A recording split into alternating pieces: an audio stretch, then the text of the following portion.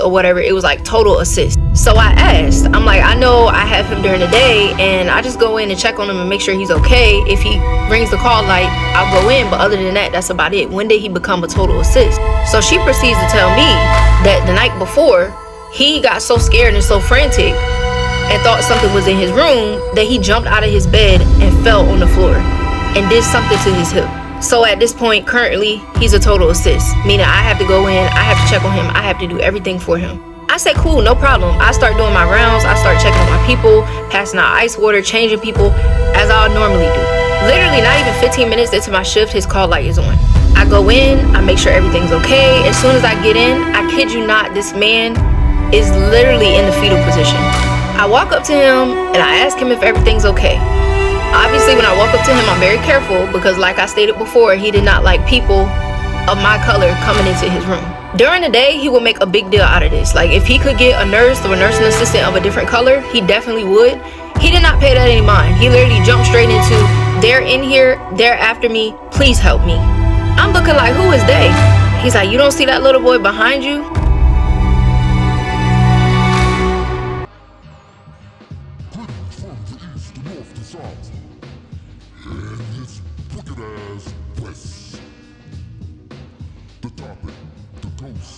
Of our fathers. The question, why do you think when these folks get old, either they are downright hospitable or downright hostile? Because somebody's gonna catch pure hell. Let's get into it. I am your host. I am the one.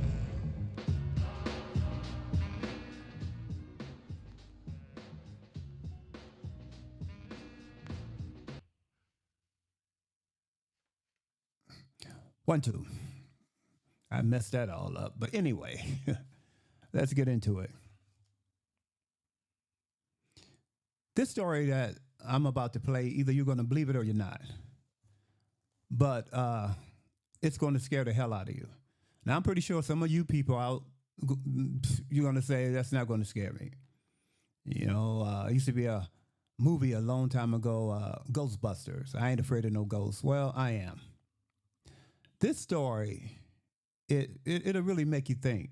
And if you don't believe in stories like this, people coming back from the grave, they don't actually come back, but their souls are not at rest. You can remember the story of when Cain killed Abel. The point was that the Most High said, Cain, where's your brother? Of course, the proverbial phrase, you know, Cain said, hey, am I my brother's keeper? Most High say, yeah, but his soul cries out for justice.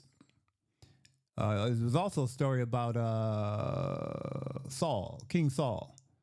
He went to sought, after the death of Samuel, he sought a witch to go talk to the dead Samuel. If you don't know this story, you Christians, just look it up. Go get your Bible, open it up and read it. It's in the book of Samuel. But the point is this. Souls need to be at rest. And when you commit horrendous, horrible crimes against people, their souls don't rest. Even in the storms that come up every year in the Atlantic, when hurricane season come along, well, let me tell you something. The good Christian, he killed many people, and their bodies are still in the Atlantic. So, I want you to listen to this young lady. She's going to tell a story that's going to make you kind of frightened. So, let me see what else I got here. Okay, that's it. All right, take a look at this story, whether you believe it or not. Just sort of, I guess the word plausible. It's plausible, even if you don't believe. All right, I'll be right back. I'll teach. This story that I'm about to tell today, even though it happened years ago, still gives me chills, and I feel like it has a lot to do with why I quit my job.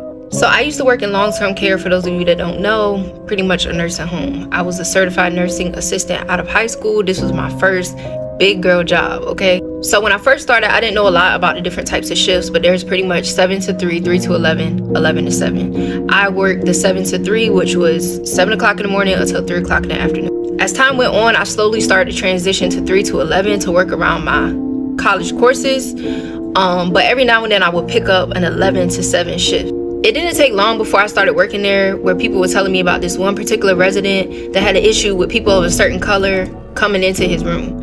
I didn't have too much interaction with this resident because, like I said, I only worked 7 to 3, and you didn't have to do a lot for him. Just go in and check on him and make sure he was okay. Bring him his food tray. Every now and then he might ask you for help to go to the bathroom, but that was about it. I had heard that this resident could get kind of nasty sometimes. I also heard that he had dementia, so he was like seeing stuff. And I also remember going in his room a couple times and seeing all of the mirrors in his room covered up. This is gonna come back later. So on my first 11 to 7, we'll call this nurse Patty. Patty pulled me aside and she was like, hey, this is the list of people, pretty much doing a report for when I first, clocked in, starting my shift. She told me who I had, who was total assist, which I had to do everything for, and who I could pretty much, let. So I noticed that this list had this certain patient's number on it, this certain resident's number on it. His room number was on there. But instead of it saying, just limited assistance or whatever, it was like total assist. So I asked, I'm like, I know I have him during the day and I just go in and check on him and make sure he's okay. If he rings the call light, I'll go in. But other than that, that's about it. When did he become a total assist? So she proceeds to tell me that the night before, he got so scared and so frantic and thought something was in his room that he jumped out of his bed and fell on the floor and did something to his hip. So at this point, currently, he's a total assist, meaning I have to go in, I have to check on him, I have to do everything for him. I say, cool, no problem. I start doing my rounds, I start checking on my people, passing out ice water, changing people, as I normally do. Literally not even 15 minutes into my shift, his call light is on. I go in, I make sure everything's okay. As soon as I get in, I kid you not, this man is literally in the fetal position. I walk up to him and I ask him if everything's okay. Obviously, when I walk up to him, I'm very careful because, like I stated before, he did not like people of my color coming into his room. During the day, he would make a big deal out of this. Like, if he could get a nurse or a nursing assistant of a different color, he definitely would. He did not pay that any mind. He literally jumped straight into, they're in here, they're after me, please help me. I'm looking like, who is they? He's like, you don't see that little boy behind you? No, I can't say that I do, sir. So it took me literally 15 minutes, and by the grace of God, I was able to calm this man down. We're going to call him Mr. Johnson. After I calmed Mr. Johnson down, I left out of the room, and I went and did my rounds like usual. Literally, not even 10 minutes later, he's back on the call light. I said, okay, maybe he's got to go to the bathroom or something. I don't know. So I went in, checked. This time when I went in the room, I noticed that the room was extremely cold. Extremely cold. When I went in there earlier, it was not cold like that. Now, the nursing home, that nursing home in particular was a little colder on the graveyard shift. But when I tell you it was cold to the point where I could see my breath cold. At this point, not only is he in the fetal position, but he is also under the covers and he is also crying. So I walk up to him. I lift the cover up. I look under the cover. Again, he's sitting under there. We make immediate eye contact and he's like, help me, please help me. So I'm trying to calm him down because whatever he's seeing, I'm just not seeing it. So I'm like, Mr. Johnson, I'm gonna need for you to cooperate with me. I'm gonna need for you to tell me what's going on so I can better assist you and we can get through this shift together. At this point, I'm doing what I've been taught to do for somebody that's going through a dementia or Alzheimer's crisis, which is what I was told that he had. He calms down a little bit and he literally just starts talking. And when I tell you this got crazy quick, it got crazy quick. So he's telling me that when he was younger, about his 20s or 30s, he was married to a young woman. We're going to call her Maggie. Him and Maggie had just bought a farm. It was literally just him and Maggie. And before you knew it, Maggie got pregnant. Back then, it literally wasn't uncommon to have people of color hired as help to help you on the farm, to help you raise kids, whatever the case may be. This was post-slavery, but people was very much still feeling entitled to doing whatever they wanted to do to people of color. So that's the time frame we in. He tells me that months go down the line, whatever. He goes and he wakes up early one morning. He sees that his wife is a little uncomfortable. She tells him like maybe the baby's coming or whatever. He doesn't think nothing of it. He goes out, get on his tractor, and he does his farmer work. He has a farm hand named Tommy. Tommy is a black man, okay? Around lunch, he's guessing is when his wife went into labor while he was still out in the field. His wife called her mother-in-law, which was Mr. Johnson's mom, her sister-in-law, and his brothers came as well. Everybody's making sure that everything's going okay. The baby is finally born at some point. When the baby is born, I guess everybody in the room looked around at each other and realized that this baby was not in no way, shape, or form white. The brothers immediately take the baby and they go outside. His mom sits there with her and they snatch this baby and they take the baby outside. Meanwhile, all this is going on. Him and Tommy are still out in the field. They took this baby out into a body of water, and I will not be saying what they did to this baby, but you can only imagine for the time period. Him and Tommy finally wrap up their work for the day and he heads back to the house. When he gets inside the house, he sees his wife sitting there with his mother. His wife is crying. His mom's just sitting there irritated and pissed off. He asks what's going on, and that's when she gives him the whole rundown that your wife was pretty much sleeping with your field hand, and this is the situation that you're in. So he asks, where's the baby?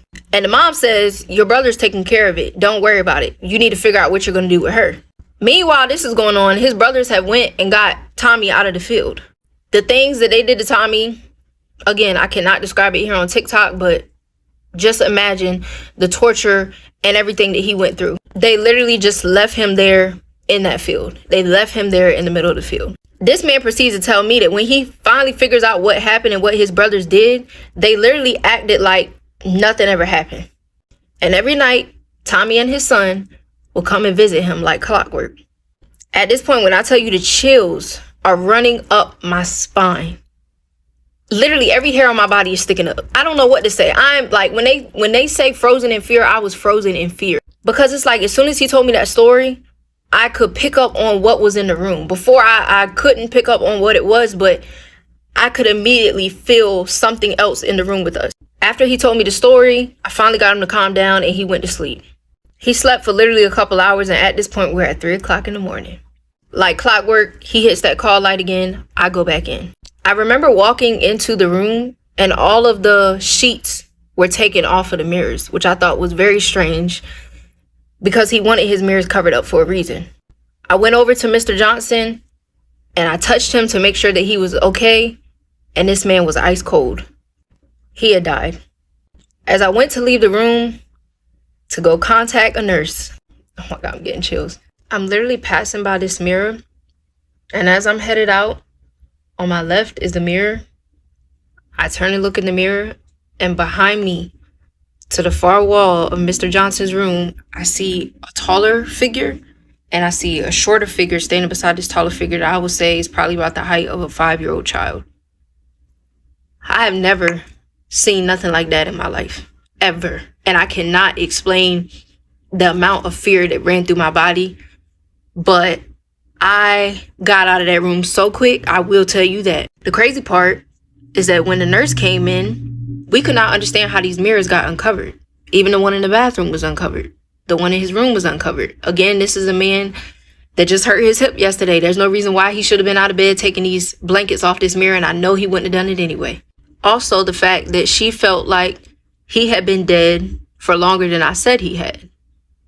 But again, I had just talked to Mr. Johnson. I had literally just talked to him. So I don't understand how a dead man talks, but maybe y'all can let me know. And when I tell you, baby, I only lasted 3 more days after that. I didn't sleep for days. I said, I'm not coming back. Okay, right quick. You've seen that. That story will make you really think. It's scary. But I got 3 things. 3 things. The destruction of a newborn baby. I guess I got to use the word destruction. These people destroyed a baby with probably absolutely no remorse and no repercussions because the law is on their side. Number 2, the destruction of the black man. I am pretty sure he died a terrible death. He's an absolutely terrible death. And of course, no indictments. Nobody goes to jail. And you wonder why you're going to see things like that. And you have no idea what you're going to see in the future. None. For the crimes you have committed. You will not get away with it. And number 3, if you ever seen that movie Life, with a good Christian white man and his little daughter, Annabelle, whatever her name was. He was so excited that he had a grandbaby. And he went in to see his grandbaby. And the look on his face is priceless. I'm going to play that clip if I can, if they allow me to. I'm coming right back. Is May Rose all right? She's doing just fine. Well, what about the baby? He's a biggin. He is a boy. Honey, it's a boy. Yeah, buddy. Let me see that boy. Where's that boy? Show me that grand boy.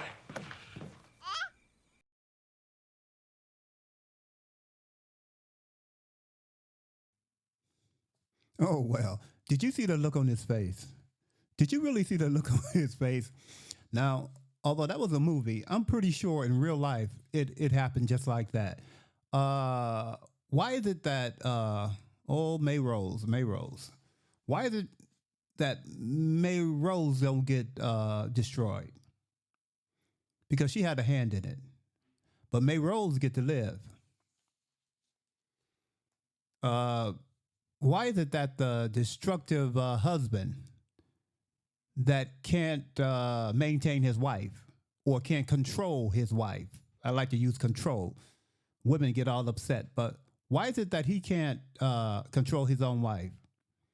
Why is it that her desire for somebody else will allow that person to get killed? Can I use the word killed? What about destroyed? How's that? He get destroyed, but yet the guy get to live. Why is it? Why is that? The final video is restitution, because there's always an outside force, some entity that is apart from this earth is always watching. If you don't think there is something apart from this world, a spirit, if you will, that's always watching, I want you to hear what happened to the family of this destructive devil. And it's the final clip. I want to address this comment because I've seen this comment a lot and I want to address it. From the research that I was able to do, I found out that nobody involved in this incident made it to an older age like he did. When Mr. Johnson passed away, he was well into his 90s. But both of his brothers had untimely deaths. One died in a car accident, one died in a house fire. So we'll never truly know if that entity haunted them as well. But I do know that he was the last living relative that was around when that situation happened. It really makes you think. You notice all around the world, when somebody do you wrong, you want revenge. I don't care where you go in the world. If you do somebody wrong, they want revenge. What make you think that there is not a spirit of revenge lurking around on the earth? Because, you know, if you remember back in the day, they had movies like Halloween, The Omen, Amityville Horror. I may be pronouncing that wrong, but you know what I'm trying to say. You know, the Friday the 13th movies and movies like that. Because they know there is something out there that want revenge. Animals want revenge. Anytime you do anything to anybody, any person, they want revenge. But some people, mainly, they seem to think that there will be no revenge on them. Okay, whatever you say. But I'm done with this one. I'm up out of here. I'm trying to get my theme music to go. Yes, I'm up out of here. I am your host. I am the one.